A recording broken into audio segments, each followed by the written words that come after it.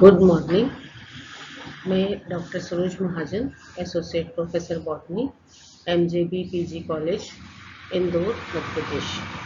आज हम डिस्कस करते हैं बीएससी थर्ड ईयर का topic cell wall of plant cells. Plant cell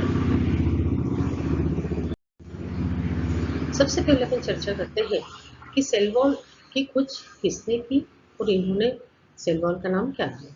cell wall जो है सबसे पहले देखी गई रॉबर्ट हुक के द्वारा 1665 में 1665 में, और उन्होंने इसे सिर्फ सिंपली वॉल का नाम दिया। उन्होंने इसका सिर्फ सिंपली वॉल का नाम दिया। इसके पश्चात कार्ल रुडोल्फ हिल और JHF लिंग ने 1804 में सेल को जो है एक इंडिपेंडेंट सेल वॉल के रूप में प्रस्तुत किया।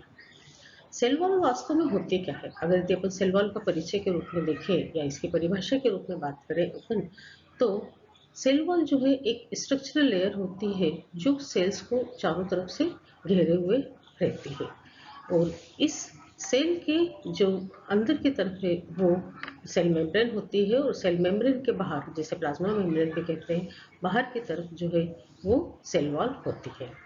सेल वॉल का जो नेचर होता है या प्रकृति होती है वो होती है टफ, फ्लेक्सिबल एंड रिजिड, यानी वो थोड़ी कठोर होगी, लचीली होगी। कठोर तो होगी किंतु लचीली होगी, और जो पूरा के पूरा जो है सेल को सपोर्ट और प्रोटेक्शन प्रदान करते हैं। सेल वॉल को अपन कितने प्रकार में बांट सकते हैं? केमिकल कंपोजिशन के आधार पर, on the basis of chemical composition के आधार पर सेल वॉल जो है वो 3 प्रकार की होती है। सबसे पहली जो सेल वॉल होती है जो प्लांट सेल के अंदर पाई जाती है, ये प्लांट सेल के अंदर पाई जाने वाली जो सेल वॉल होती है वो सेलुलोज की बनी होती है। बैक्टीरिया जो कि लोअर प्लांट्स होते हैं, बैक्टीरिया, फंजाई, बैक्टीरिया का जो सेल वॉल होती है वो म्यूकोपेप्टाइड और म्यूमेरिक एसिड से बनी होती है, जबकि फंजाई जो होती है उसकी सेल वॉल का जो केमिकल स्ट्रक्चर होता है वो काइटिन होता है। स्ट्रक्चर के सेल वॉल के साथ में जब अपन डिटेल स्टडी करते हैं तो सेल वॉल जैसा कि उसका नेचर है कि वो रिजिड होती है तथा इसके साथ साथ वो सेमी परमिएबल मेम्ब्रेन के रूप में कार्य करती है। ये सेल वॉल एक प्रोटेक्टिव लेयर के रूप में सेल के को मदद करती है। सेल वॉल के पश्चात जो अंदर की तरफ जो नेक्स्ट कवरिंग होता है वो प्लाज्मा मेम्ब्रेन या सेल मेम्ब्रेन होता है। Plant cell just like fungi, bacteria, algae, animal cells, इनमें जो है वो सेल वॉल नहीं होती या सेल वॉल अनुपस्थित होती है, एब्सेंट होती है। प्लांट सेल वॉल जो है वो प्लांट सेल और एनिमल सेल्स, इसके साथ साथ जो यूकेरियोटिक सेल्स है उनके अंदर एक बहुत ही अच्छे से डिफरेंस या उसका अंतर देखने को मिलता है। सेल वॉल जो है वो कुछ माइक्रोमीटर तक थिकनेस में मोटी होती है और प्लांट सेल को जो है एक निश्चित शेप या आकार प्रदान करती है। Plant most of the cells जो होते हैं उनके आउटर मेम्ब्रेन जो होती है वो प्लांट सेल वॉल के समान इतनी टफ या स्ट्रेंथ या वाली नहीं होती है। प्लांट सेल और एनिमल सेल को इसी के आधार पर जो है वो डिफरेंशिएट किया जाता है, अलग अलग भिन्नित किया जाता है कि एनिमल सेल के अंदर जो है सेल वॉल अनुपस्थित होती है, एब्सेंट होती है, जबकि प्लांट सेल के अंदर ये सिग्निफिकेंट जो है सेल वॉल होती है तथा प्लांट सेल को जो है वो एक रिजिड स्ट्रक्चर प्रदान करती है। अब सेल वॉल जो है वो स्ट्रक्चर ऑफ सेल वॉल के अंदर component of the cell wall, cell wall मुख्य रूप से जो कंपोज्ड होती है वो 3 लेयर की बनी होती है। सबसे पहला है मिडिल लेमेला, फिर दूसरा है प्राइमरी सेल वॉल और फिर तीसरा है सेकेंडरी सेल वॉल। पहला मिडिल लेमेला, दूसरा प्राइमरी सेल वॉल, तीसरा सेकेंडरी सेल वॉल। ये तीनों जो मिलकर जो है वो सेल वॉल का निर्माण करते हैं। इलेक्ट्रॉनिक माइक्रोस्कोप में अगर अपन प्लांट सेल वॉल का स्ट्रक्चर देखेंगे तो सबसे बाहर की तरफ आपको दिखाई देगी मिडिल लेमेला, मिडिल लेमेला के बाद में प्राइमरी सेल वॉल। ये प्राइमरी सेल वॉल जो है followed by the plasma membrane. Plasma membrane plant cell wall का जो स्ट्रक्चर होता है उसमें पेक्टिन, ग्लाइकेन, सेलुलर माइक्रोफाइब्रिल्स, ये सभी जो है उसके अंदर उपस्थित होते हैं या पाए जाते हैं।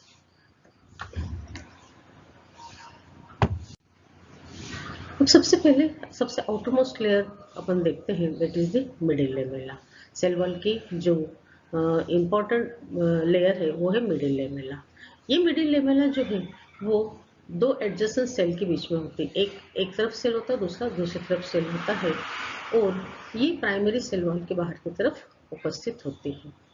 ये कैल्शियम तथा मैग्नीशियम पेक्टेट की बनी होती है। मिडिल लेमेला जो होती है वो कैल्शियम और मैग्नीशियम पेक्टेट की बनी होती है।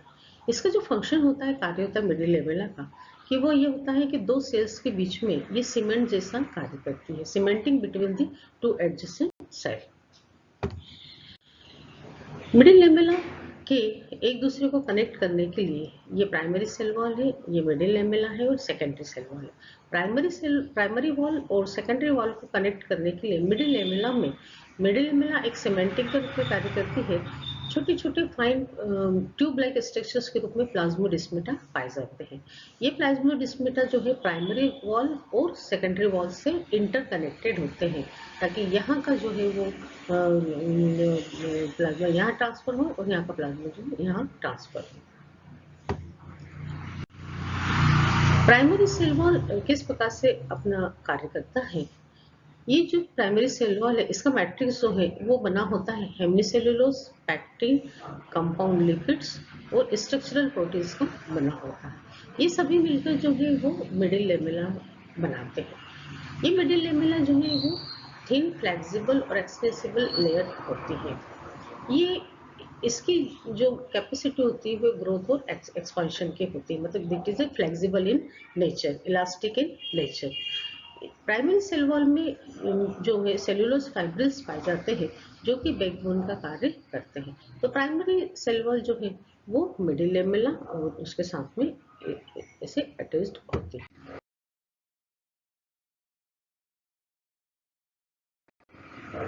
सेकेंडरी सेल वॉल का स्ट्रक्चर अपन देखेंगे तो सेकेंडरी सेल वॉल जो है S1, S2 और S3 तीन लेयर की बनी होती है, सब लेयर की। सेकेंडरी वॉल जो है S1, S2 और S3 की बनी होती है।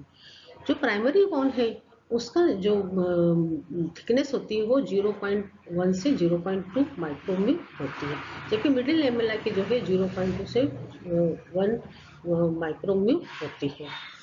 सेकेंडरी सेल वॉल जो है वो प्राइमरी सेल वॉल की तुलना में टफ है। टर्शियरी सेल वॉल भी इसके अंदर कुछ सेल्स के अंदर पाई जाती है। टर्शियरी सेल वॉल जो कि कुछ सेल्स के अंदर पाई जाती है, और ये ऐसा माना जाता है कि टर्शियरी सेल वॉल जो है वो प्रोटोप्लास्ट का एक रेसिड्यू के रूप में, ड्राई रेसिड्यू के रूप में इसको माना जाता है। ये सेल्यूलोज, हेमिसेल्यूलोज और जाइलोन केमिकल्स जो है इसमें पाए जाते हैं, इसमें देखे गए हैं या किए गए हैं। प्लाज्मोडेस्माटा का स्ट्रक्चर यदि अपन डिटेल में देखेंगे तो ये जो प्लाज्मोडेस्माटा है, ये प्लाज्मोडेस्माटा जो है प्रोटोप्लाज्मिक स्ट्रैंड्स के रूप में होते हैं, तथा जो पास के सेल्स से उन्हें कनेक्ट करते हैं। प्लाज्मोडेस्माटा का जो डायमीटर होता है वो 40 से 50 nm के होता है। ये सेल वॉल है। इस सेल वॉल के अंदर ये साइटोप्लाज्म जो है एक सेल का साइटोप्लाज्म एक cell transfer to the another cytoplasm with the help of plasmodesmata. ये प्लाज्मोडेस्माटा का फंक्शन है। अब सेल वॉल की कंपोजिशन की अगर अपन डिटेल में बात करें तो सेल वॉल का जो है, सेल वॉल मुख्य रूप से सेलुलोज, पैक्टिन्स, हेमिसेल्युलोज, ग्लाइकोप्रोटीन्स, लिपिड्स, प्रोटीन्स और फिनोलिक्स के बने होती है। सेलुलोज जो है वो एक प्रकार का होमोपोलीसेक्राइड मॉलिक्यूल होता है, जो बना होता है लगभग 10,000 ग्लूकोज की चेन से, और ये चेन जो होती है वो अशाखित होती है, अनब्रांच्ड होती है। ये चेन जो है B14 बॉन्ड से एक दूसरे से जुड़ी होती है।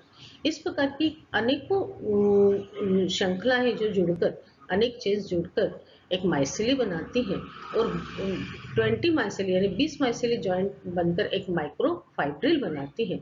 और ये माइक्रोफाइब्रिल जो है आपस में जुड़कर 250 microfibril join together to form a fibril, और ये फाइब्रिल से बनता है सेलुलोज। तो सेलुलोज जो है वो क्या है, एक तरह का होमोपोलीसेक्राइड मॉलिक्यूल्स है जो कि लगभग 10,000 ग्लूकोज यूनिट का बना होता है।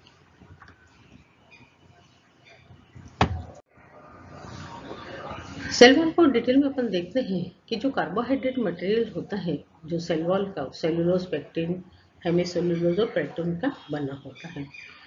अगर यदि सेल वॉल में इसका कवरेज देखें तो जो सेल वॉल है वो सेलुलोज के द्वारा जो है 20 से 30% तक का जो है वो स्ट्रेंथ सेलुलोज के द्वारा दिया जाता है, प्रोवाइड किया जाता है। और अगर यदि इसके ड्राइवेट की अपन बात करें तो प्राइमरी वॉल और उसके जो है 40 से 90% जो है इसका सेकेंडरी वॉल का होता है। पेक्टिन जो है वो पॉलीसेकेराइड्स होता है जो कि सेल वॉल के अंदर उपस्थित होता है, और जो गैलेक्टोनिक एसिड हेरेमनोज, आर्बिनोज, गैलेक्टोज, पेक्टिन के रूप में काफ़ी हाई कॉन्सेंट्रेशन में, अधिक सांद्रण के रूप में ये मिडिल लेमेला के अंदर पाया जाता है। और ऐसा माना जाता है कि ये दो सेल्स के बीच में सीमेंटिंग का काम करता है, यानी मिडिल लेमेला के अंदर जो सीमेंटिंग का काम करता है वो कौन करता है, पेक्टिन करता है। हेमिसेलुलोज जो है वो पॉलीसेकेराइड्स का मैट्रिक्स होता है जो डिफरेंट टाइप्स के शुगर से बना होता है। विभिन्न स्पीशीज में और विभिन्न सेल्स में ये इसका जो कंटेंट है वो अलग अलग हो सकता है। ज़ाइलिन की अगर यदि अपन चर्चा करें तो ये ज़ाइलिन जो है वो प्राइमरी सेल वॉल का 5% और सेकेंडरी सेल वॉल का 20% जो है डाइकोट्स प्लांट्स के अंदर देखने को मिलता है। हेमिसेलुलोज पॉलीसेकेराइड्स जो है वो जाइलोज के द्वारा जाइलोज और आर्बिनोज के द्वारा एक दूसरे से लिंक्ड होते हैं। प्रोटीन जो है सेल वॉल में विभिन्न प्रकार के प्रोटीन्स जो हैं उपस्थित होते पाए जाते हैं जो कि कार्बोहाइड्रेट को लिंक करते हैं ग्लाइकोप्रोटीन के रूप में।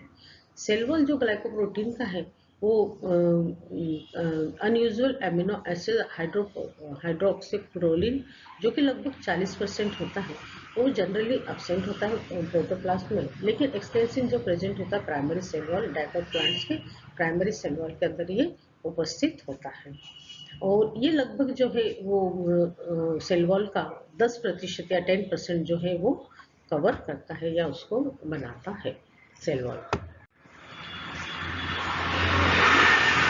सेल वॉल के कंपोजिशन अपन देख लें, हेमिसेलुलोज पॉलीसेकेराइड्स जो है विभिन्न स्पीशीज के अंदर डिफरेंट जो है उसका कॉन्सेंट्रेशन होता है।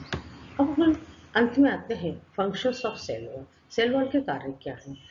सबसे पहले अपन बात करते हैं कि ये जो सेल वॉल है वो किसी भी सेल की जो है मॉर्फोलॉजी यानी बाहरी आकारिकों को निश्चित करती है, उसकी वृद्धि को निश्चित करती है तथा प्लांट के डेवलपमेंट में मदद करती है।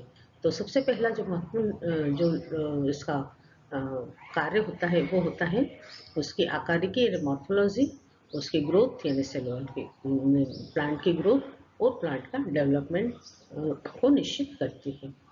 इसके साथ साथ ये प्रोटेक्शन का कार्य करती है, यानी सुरक्षा का कार्य करती है। सेल वॉल जो है वो एक प्रोटेक्टिव लेयर प्रोवाइड करती है या बनाती है जो वायरल, बैक्टीरियल और फंगल के द्वारा उसको बचाते हैं या उसकी सुरक्षा करती है। तो सेल वॉल जो है वो जितने भी बाहर के जो भी इन्वेडर्स होते हैं just like virus, bacteria, fungus, ये जो है इनसे सेल वॉल जो है वो सेल वॉल जो है प्रोटेक्ट करती है।